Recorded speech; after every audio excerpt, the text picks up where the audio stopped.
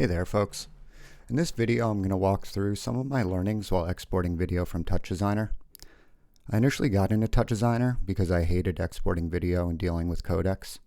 And when using TouchDesigner in a live environment, I didn't really need to deal with this.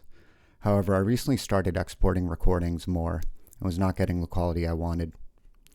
Just as a note, I'm by no means an expert on codecs, so a lot of this is based on my minimal understanding of them. So for this setup, what I've done is just added a noise top. It's 1920 by 1080. I just left it as 8-bit. And yeah, I have the noise transforming. And one thing I've also done is my timeline is going from frame 1 to 600.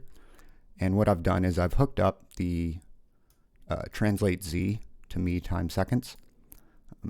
So one thing is, in a live environment, I would usually use absolute time. However, when exporting videos, say for a music video or something I want consistent reproduction with, I'll tie a lot of the values to the timeline itself. So now whenever we go to time 0 or any time for that matter, the noise will always be the same at that time. And so for this first setup, I'm going to show you the difference between two of the export codecs in TouchDesigner. So for this, I'm going to be using the export movie dialog. There's also the movie file out top. They both have pretty much the same settings, but I use the export movie dialog when I want to export a specific start and end time. And so I already ran these exports, so I already had the files generated, but the thing I changed here was the codec. So the animation codec is the default one, and I believe it's lossless or very close to lossless. And then there's the H.264 codec. In a lot of online tutorials, I see H.264 recommended. The reason being it gives very good file sizes. And another reason I didn't really use animation before is let me show you the two files here. So let's open the H.264 up first. So the H.264, one thing I was really unhappy with is the very noticeable banding. Some of this is unavoidable. This can happen because, first of all, your monitors can only show so many colors. But you'll see some of it is pretty noticeable. Let's open this animation one. And you'll notice the banding is a lot better, but one thing that turned me off the animation at first was when playing in VLC, you'll notice it's very choppy. However, I think this is an issue with VLC. You'll see when I actually bring the video back into TouchDesigner, its frame rate is fine. And so this was something I was not aware of. One other thing to look at here, so the reason H.264 is great is it has really good compression, and the quality isn't terrible. You'll see almost a 10 times or 100 times reduction in file size. But as I said, the banding is quite noticeable. And so one thing I did for this, to instead of just using my eyes looking at VLC, let's close these. I made a little setup here. So this is my noise top that's running live, and then I've imported both movie files. So this was the animation codec, H.264 codec. What I've done is throw some text over each one in the bottom half. Next, I have a switch where when I hit my 1 key, I can flip through each 3 of those sources. And then what I did was at the top here is the raw TouchDesigner noise top. At the bottom is my 3 sources. And then I comped them over together and I put a red line to see where they're split. And so source is the same, the top on the same one on the top and the bottom, running from TouchDesigner Live. Let's hit 1. This is the TD animation, and you'll see very almost unnoticeable difference here. But you'll see when I go to H.264, you can see there's a lot more noticeable banding going on. So let's just flip through those again. We zoom in really close. This is source, still some banding. This is the animation, and then this is H.264. So if I flip through quickly, you should be able to see H.264 does have some more banding.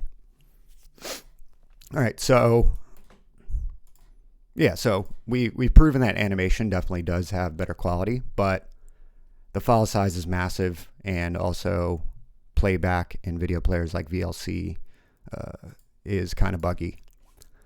So what I've found to do is use Adobe Media Encoder. And so typically now my flow when exporting videos either to YouTube or Instagram is I will export the video from TouchDesigner as the animation and then use Adobe Media Encoder to export that to a compressed MP4. And the upside here is Adobe Media Encoder has a ton of more control over our compression.